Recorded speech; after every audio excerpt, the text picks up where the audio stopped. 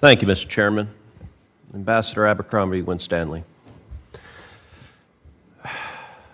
The Biden administration, I believe, is staffed by radicals. The State Department has consistently alienated our friends and appeased our enemies. You're empowered as the State Department's first standalone Chief Diversity and Inclusion Officer. Your mandate is to promote a concept on the left called equity, which I think is nothing more than brazen discrimination. You were appointed in April 2021, and as you extensively testified this morning, you introduced fundamental changes to the State Department hiring practices in line with the mandate of equity to affirmatively and aggressively discriminate. A year after your appointment, in April 2022, the State Department released its, quote, equity action plan to integrate these so-called equity principles into, quote, all aspects of State Department foreign affairs.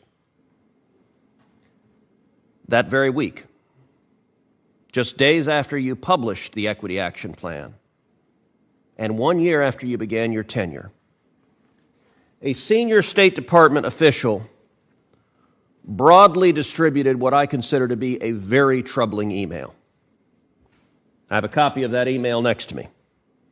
Let me read from a part of the email. The email says that hiring practices have developed inside the State Department so that, and I'll quote, that certain candidates could not be hired because they have a disability. They are white men. They are straight white men. They are not of the, quote, right religion. All of these are verbatim quotes from the email of a senior State Department official. My first question to you is, did you clear this guidance? Thank you for the question, Senator. I've never seen that before. You've never seen the email before? I've never seen it. So you didn't know it had been sent? This is the first time I'm seeing it, sir. Well, do you know that it is happening?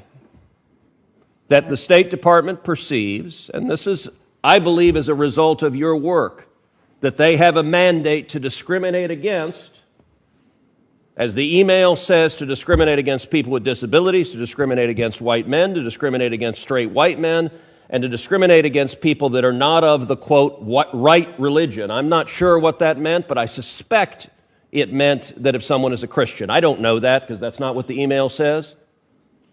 Are you aware these practices are happening at the State Department? Again, thank you for the question. I am definite and certain that they are not happening at the State Department. But again... So do you believe the senior State Department official who sent this email was lying? Senator, I can't comment on, I don't know who that's from. I don't know if it's, I've never seen it before, so. So you're the Chief Diversity Officer, and you're arguing you are certain discrimination is not happening at the State Department. Is that right? Is that what you're testifying? That's what you just said. I am saying that it is against the law, and we certainly are not overtly or on purpose breaking the law in the Department of State. Certainly, there are members of our organization who do discriminate, who do harass, who do bully, which is why we are trying to put in place programs to address it and to strengthen accountability for those who do indeed break the law. So you didn't clear this guidance, and after it was sent, you're testifying now that you remained unaware of it, so no one showed it to you. You were in the State Department for a year. You were empowered in your position in an unprecedented way. In your testimony, you talked about creating a DEIA data working group about hiring practices and a dedicated DEIA core precept. And your testimony is you didn't know that this discrimination was happening. My staff can transmit to you the exact header and the details of this email. Okay. But I have to say, Ambassador, I find it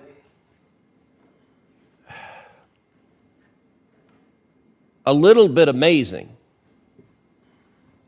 that this discrimination is being reported to be ongoing in the administration, and you are professing to be unaware of it. You know, I'm reminded from a line from the movie Office Space. What would you say you do around here?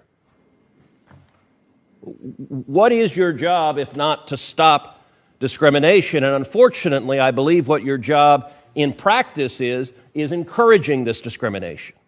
This is a manifestation. You just said a minute ago in testimony, your hiring and promotion in the State Department will depend on complying with the edicts from your office.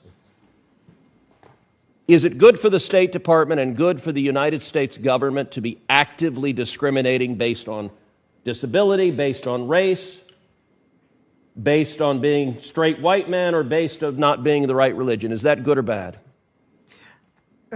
Senator, as I'm looking at the email, it does appear to me, and my eyesight is not great, that people have reported comments. That's certain candidates. So what it says is, unfortunately, over the past several months, a number of people have reported comments that certain candidates could not be hired because. So these are employees at the State Department saying, we can't hire someone because, and here's what the email lists, they have a disability, they're white men, they're straight white men, or they're not of the right religion. Indeed. And so I would say comments does not at all say it is indeed happening. Comments from hiring people saying we can't hire them because of it. Time of the senator has well expired. I would ask the senator to submit copies for the rest of the committee so we could see it. And if there's an attribution, which I don't understand if there is or isn't one, if there's an attribution, then that person should come forward and it should be fully investigated what he has to say. Otherwise, we have an anonymous entity. The next person is Senator Booker.